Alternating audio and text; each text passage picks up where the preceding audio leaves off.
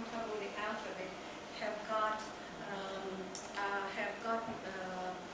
architectural proportions, the proportions that have been used in Georgian architecture since times immemorial. They started with the roof, with this particular roof building, and it's very interesting that the mathematical and geometrical progressions that she found in the Kartuli Asomtavruli alphabet between the elements that make up the characters themselves, they are the architectural principles which are still used in Kartvelian architecture. So this might, I hope that this book has got a summary in Russian, and I think it has got a summary in German as well. So if you can get this book, it will give you, a different perspective of how this particular, how the popular, that you say, the domes evolved, because these, the domes, as they are viewed from the Darvazi structure, are the transmission from a square shape into a round shape, and this is where the biggest difficulty lies when you come to architecture, as far as I know from books. And this is how it is solved in art. And the solution, the principles are the same in architecture and in the alphabet in Kartvelian culture. So that's what I simply wanted to add. So Elena Majavaria. Paper about Aleph and Kartuli Asomtavruli Ani and Khari. She Georgian, but now she works in Istanbul. Thank you. First of all, I would like to say that I have prepared some handouts, and you are most welcome. If you can have the handouts, it will be much easier for you to follow. The second point that I would like to make before I start my presentation is that what you are going to listen today is just a very small piece from a sizable book, over 300 pages, which is devoted to the study of the Phoenician alphabet, as a comparative study of the Phoenician alphabet and the Kartuli Asomtavruli, as well as the study of an unknown manuscript that came my way quite unexpectedly in 1995. Anyway, I have got the summary of the entire work, and anyone who would be interested in getting the summary, please, you are most welcome. Help yourself after the session. And now, the presentation itself. So, my lecture today is entitled Lingo-Cultural and Exoteric Analysis of the Phoenician Aleph and the Kartuli Asomtavruli Ani and Khari. Now, I hope to focus on four major problems here. The first one is the lunar calendar of the Semitic alphabet, the father-son pattern on the astronomical level, and linguistic analysis of the Phoenician Aleph, and then the formation of the Kartvelian superinformational group for the word Aleph. I don't know whether I will have time to focus on points number 3 and 4, but I will be willing to discuss any of those during the break.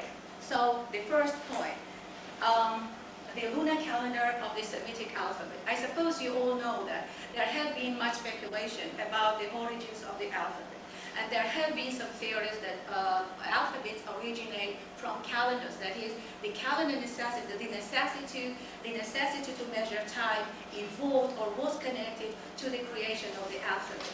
And Gardiner and Khari and Ramaspatarite also expressed their views that the Phoenician alphabet, the first alphabet which gave rise basically to most of the alphabets in the world today, is connected to the calendar. However, there is very little evidence that they could prove that they were really connected to each other.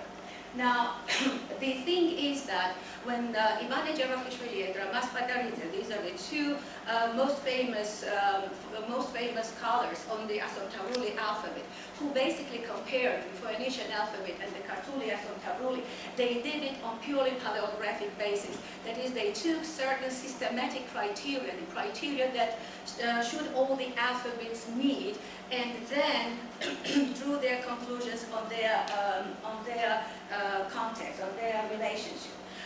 One of the common characteristics that the alphabet share is their place in the alphabet. And the Phoenician Aleph and the Kartuli Ani, they both stand at the beginning of the alphabet. They had the alphabet. Now, the second one is the graphic design. The graphic design of the Kartuli Asomtavruli Ani is a round letter. It is a round letter, and the Phoenician alphabet has got an angular shape. It's a triangular shape. I will show the, okay. The Kartuli Asomtavruli Ani, so as I said, is a round letter, while the Phoenician alphabet, Aleph, is a triangular letter. However, there is also an angular, a round form, a round variant of the Phoenician Aleph, which has got this particular shape. Ramaz came to the conclusion on the basis of the comparison of the two that although there are both of them have the round shape, the angular shape of the Aleph should have turned into a round letter into the Kartuli Asomtavruli because of the monumental principle that the entire alphabet is built on. So as far as the design is concerned, they are also related. Number three, the acrophonic principle. I suppose you know that the acrophonic principle, what acrophonic principle means. That is, all the characters are given their name, and the letter designates the first sound of the word. I'm not going to go into details of Aleph and Ani because they designate different letters. This is a completely different sphere. I'm not going to touch upon this. And the next one is the ideographic principle. The ideographic principle envisages the identity of the concept, of the idea, of the object that they denote. And it is exactly here that we have some differences and some contradiction between the Phoenician letter and the Kartuli Asomtavruli alphabet.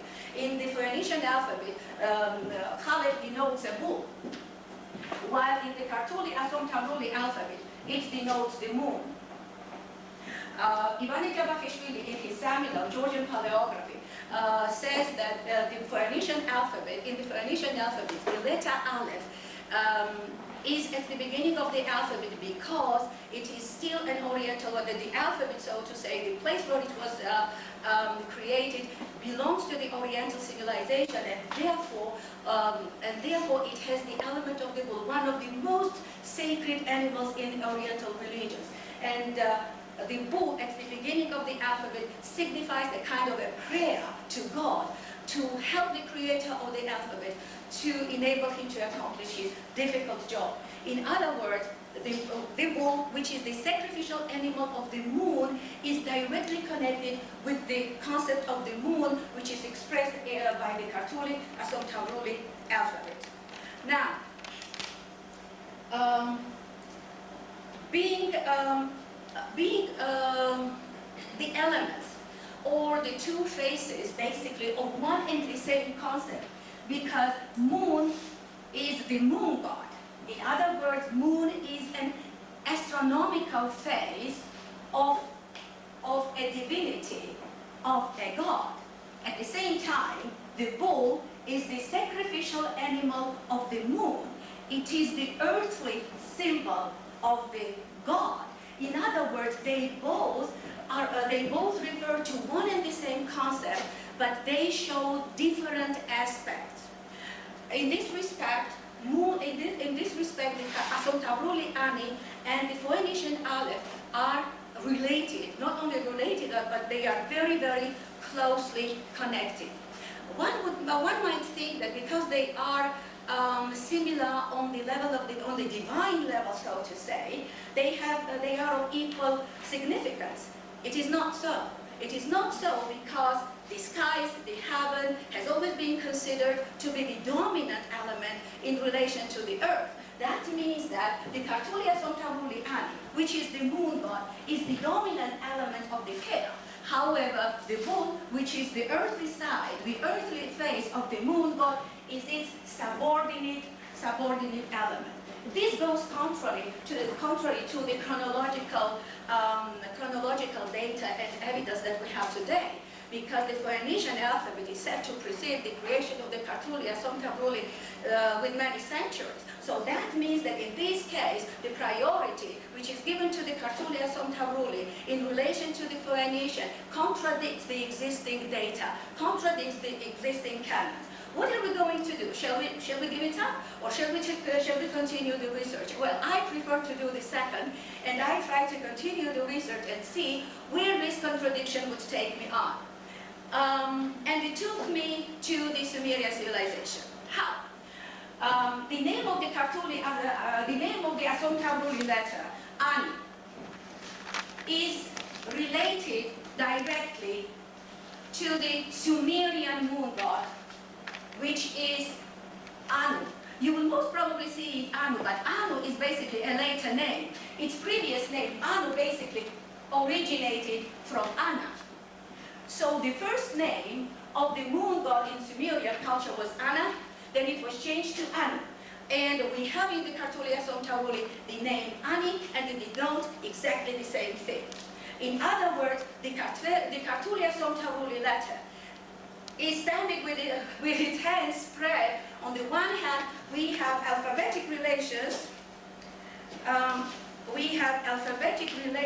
With the Phoenician world, that is the letter Aleph, and on the other, it is linguistically and culturally related to the Sumerian world, to the world which is much, much prior to the Phoenician culture.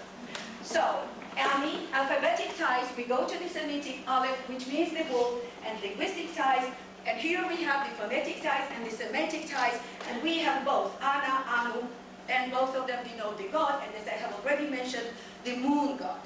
Now, what is this tripartite unity tells me in this case? So it tells me that if you take away Ani, nobody has ever said that the Semitic world is very much tied up with the Sumerian. Of course, there have been contacts, but you know, nobody has said that there are, for example, ties on the level of writing, on the level of the script. However, here we see that they are definitely related. But they are related through the Kartuli element. If you take away Ani, in that case, the Semitic world and the Sumerian world fall apart again. But it's absolutely, it's just, you know, an insertion of the Kartuli Asomtavruli Ani when Ani, through alphabetic ties and through linguistic ties, draws the two worlds together into one formula. And this formula is a tripartite formula, a constituent of three elements. Now, if the Sumerian religion is so very much connected with the Kartuli Asomtavruli Ani and the Semitic world at the same time, in that case we should have some evidence in the Sumerian culture as well. And indeed, in Sumerian religion, we have pattern, moon god, which is Ani, as I have said, and the bull, the pattern, which are, and the constituents are related through the father and son relationship. That is, Sumerian religion says, the moon god fathered the bull. In other words, the same relationship of the moon and the bull are viewed through kinship patterns. And through kinship patterns, you have father and son, where again, if the Semitic and Kartvelian context are viewed through this Sumerian pattern, again, the Kartuli Asomtavruli Ani is the father, because it is the moon god, and the Phoenician Aleph is the son or is the dependent element. In other words, the dependent-independent relationship where the Kartuli Ani is the independent one and the Phoenician Aleph is the dependent element finds its confirmation on the basis of Sumerian religion. Now, the next point for me to study was if or whether these relationships, these dependent-independent, father-mother, father-son, moon-bull relationship could be confirmed on the alphabetic level, because Ani is connected with the Semitic world exactly on the alphabetic level. Now, here, I would like to remind you that